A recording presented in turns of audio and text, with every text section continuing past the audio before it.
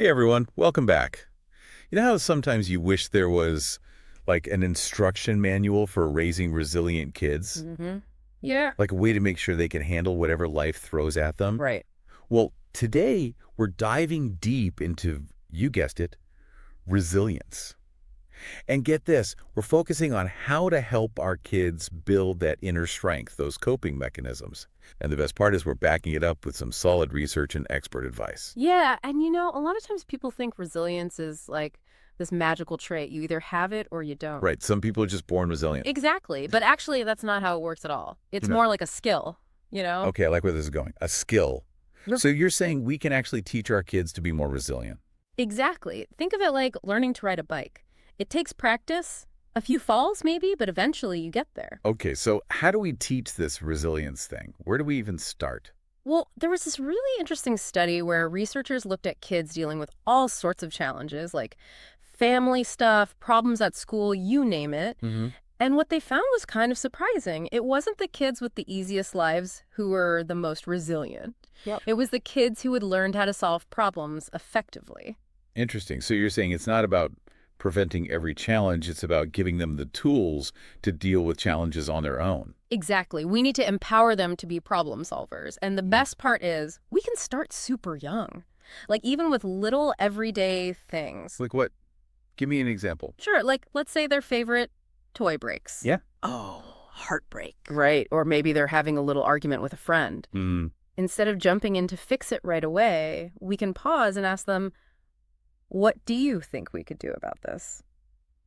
I love that. It's about guiding them towards their own solutions, not just handing them the answer. Yes. And another super important part of resilience is learning to deal with setbacks. Ugh, setbacks. The dreaded failure word. It's tough, right?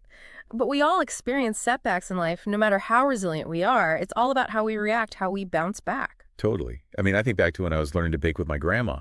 So many kitchen disasters, let me tell you. But she never let a burnt pie or a deflated cake get her down. It was always like, okay, well, let's try that again. You've just hit on something so important. That's what researchers call a growth mindset, the belief that we can always learn and improve. And guess what? Studies show that when parents model that growth mindset, their kids are way more likely to embrace challenges, to keep trying, even when things get tough. So showing our kids that we can laugh off our own mistakes and keep trying, that makes a big difference. Huge, because our kids are always watching us, right? Always. So it's not just about telling them what to do, it's about showing them. Exactly. And there's this other fascinating study.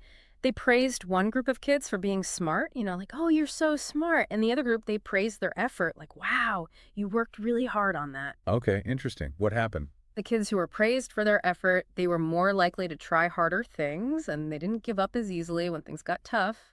That's wild. So how we frame things, how we talk about effort versus just being smart, it really sinks in. It does.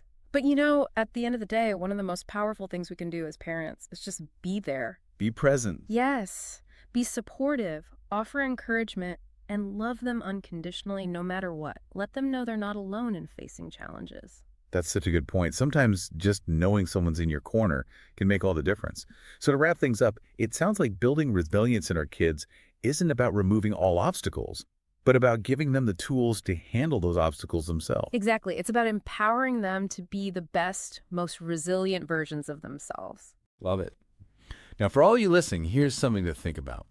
How do you react when you face a challenge? Do you model a growth mindset for your kids? Because the truth is, one of the best ways to teach resilience is to embody it ourselves.